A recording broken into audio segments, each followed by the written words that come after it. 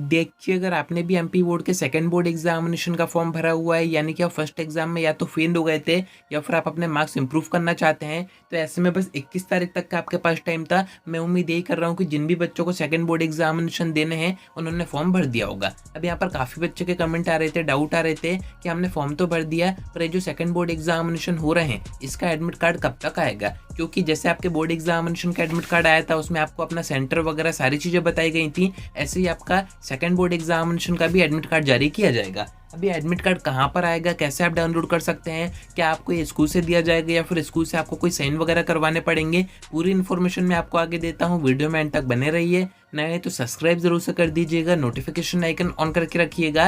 MP board के second exam की सारी अपडेट्स आप तक टाइम पर पहुंच जाएंगी। अब देखिए, एडमिट कार्ड यानी कि प्रवेश पत्र की अपन बात कर रहे हैं, तो ये क्यों इंपॉर्टेंट है वो भी मैं आपको बता देता हूँ। ये तो सभी को पता है कि बिना एडमिट कार्ड के आप सेकंड बोर्ड एग्जामिनेशन नहीं दे पाएंगे, यानी कि एग्जाम देना है तो एडमिट कार्ड तो आएगा ही आएगा। पर इसका एक और सबसे बड़ा यूज ये होता है कि इसमें आपको आपका एग्जाम सेंटर बताया जाता है। एंड इस बार आपके सेकंड बोर्ड एग्जामिनेशन में आपका एग्जाम सेंटर चेंज हो सकता है। क्यों हो सकता है? क्योंकि इसमें बच्चे काफ़ी कम हो गए हैं, तो ज़रूरी नहीं है कि आपके डिस्ट्रिक्ट के सभी स्कूल को सेंटर बनाया जाए। जितने भी बच्चे आपके डिस्ट्रिक्ट से सेकंड बोर्ड एग्जामिनेशन दे रहे हैं, हो सकता है कि उनको एक ही सेंटर दे दिया जाए, वहीं पर जाके वो एग्जाम दे। अब सेंटर कहाँ पर आ सकता है वो मैं आपको आगे बताता हूँ। फर्स्ट अपन बात करते हैं कि इसके जो एडमिट कार्ड है वो कब तक जारी होंगे, क्योंकि आपको थोड़ा सा टाइम भी चाहिए होगा। आपको एग्जाम सेंटर देखना होगा, फिर आपको देखना होगा कि आप वहाँ पर कैसे पहुंचेंगे। जो गाँव के बच्चे हो सकता है उनका एग्जाम सेंटर किसी सिटी में आ जाए, या फिर आपको एडमिट कार्ड के ऊपर हो सकता है आपके प्रिंसिपल से सिग्नेचर करवाने पड़े। आपने फर्स्ट एग्जाम के एडमिट कार्ड में देखा होगा आपके प्रिंसिपल ने सिग्नेचर करके दिए थे, तो यहाँ पर काफी सारी चीजें होती हैं। तो देखिए, 21 तारीख तक इसके फॉर्म भरने की आखिरी डेट थी, यानी कि 21 तारीख तक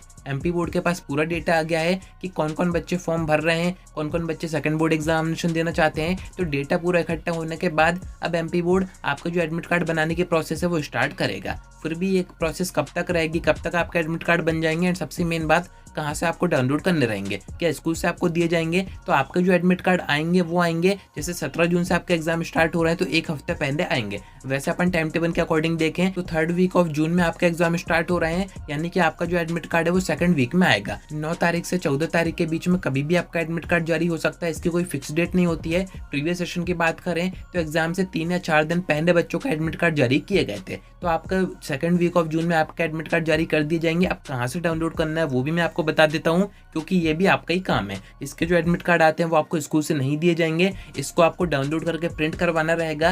देन उसके बाद आपके प्रिंसिपल से सिग्नेचर करवाने पड़ेंगे। तो आपको अपने ब्राउजर ओपन करना है, यहाँ पर आपको सर्च करना है MPBSE MP ऑनलाइन, जहाँ से आपने इसका फॉर्म भरा था वहीं पर टॉप में ही यहाँ पर इसका एडमिट कार्ड का सर्वर आपको दिख जाएंगे। जैसे ही जारी होंगे, अभी आपको नहीं दिखेंगे पर तब भी जारी होंगे, टॉप में ही आपको print main exam second exam ऐसे करके एक ऑप्शन आएगा, उस पर आपको एंटर करना है। आपके पास एप्लीकेशन नंबर होगा ही जो आपने फॉर्म भरा था उसमें टॉप पे ही होगा, वो जैसे इनपुट करेंगे सबमिट करेंगे, आपका जो एडमिट कार्ड है वो डाउनलोड हो जाएगा। जिस भी सब्जेक्ट के आपने एग्जाम वहाँ पर फॉर्म में भरे होंगे तो वही सारे सब्जेक्ट उसमें मेंशन भी रहेंगे। साथ में सबसे मेन आपका एग्जाम सेंटर भी उसी में आपको बताया जाएगा कि एग्जाम देने आपको कहाँ पर जाना है, एंड उसको आपको डाउनलोड करके प्रिंट करना है। एंड सिग्नेचर आप करवाएं चाहे नहीं करवाएं ऐसा कोई ज़रूरी नहीं है, बट मैं आपसे यही कहूँगा कि आपको सिग्नेचर करवा के जाना चाहिए, जिससे कि एग्जाम सेंटर पर थोड़ी बहुत भी रिस्क ना हो, यानी कि कोई परेशानी आपको ना आए। अगर कोई पूछे कि आपने सिग्नेचर करवाए नहीं करवाए तो आप उनको दिखा पाएँ। तो आपको एक दिन जाके सिग्नेचर करवाने रहेंगे, उसमें ऐसी कोई बड़ी बात तो है नहीं है, कभी भी आप करवा सकते हैं। अब यहाँ पर एक और मेन डाउट आता है बच्चों की तरफ से कि हमारा जो एग्जाम सेंटर है वो कहाँ पर आएगा। तो देखिए, अभी तो कोई नहीं बता सकता है, आपके एडमिट कार्ड में आएगा, बट फिर भी कहाँ पर आने के चांसेस है वो मैं आपको बता देता हूँ। क्योंकि प्रीवियस सेशन में जो सप्लीमेंट्री एग्जाम हुए हैं, जो रुकजननी एग्जाम हुए हैं, उनके बेस पर मैं आपको बता देता हूँ। ये जो एग्जाम होते हैं इसमें काफी कम बच्चे बैठ रहे होते हैं। आपको पता ही है इस बार एमपी बोर्ड का जो रिजल्ट है वो इंप्रूव हो गया है, 70% के आसपास हो गया है, यानी कि काफी कम बच्चे हैं, 30% के आसपास बच्चे हैं पूरे एमपी में जो कि सेकंड एग्जाम दे रहे हैं। तो आपका जो भी डिस्ट्रिक्ट है वहां पर एक कॉमन सेंटर ही बनाया जाएगा जिसमें कि सभी बच्चे एग्जाम देंगे। अब वो कॉमन सेंटर कौन सा हो सकता है? तो जो भी आपके डिस्ट्रिक्ट में बड़ा सा कोई गवर्नमेंट स्कूल है, CM राइज है या फिर उत्कृष्ट टाइप का कोई स्कूल है, तो उसी को सेंटर बनाने के पूरे चांसेस हैं। प्राइवेट के काफी कम चांसेस होते हैं, यानी कि प्राइवेट स्कूल को प्रेफरेंस इनमें तो कम दी जाती है, बट फिर भी अपन देखते हैं। जैसे एडमिट कार्ड जारी होंगे उसकी इन्फॉर्मेशन मैं आपको आगे दे दूंगा। कनेक्टेड रहिएगा। आज की वीडियो में इतना ही। कोई डाउट आता है कमेंट करके पूछ सकते हैं, या फिर आप डायरेक्ट मुझसे इंस्टाग्राम पर DM करके बात भी कर सकते हैं।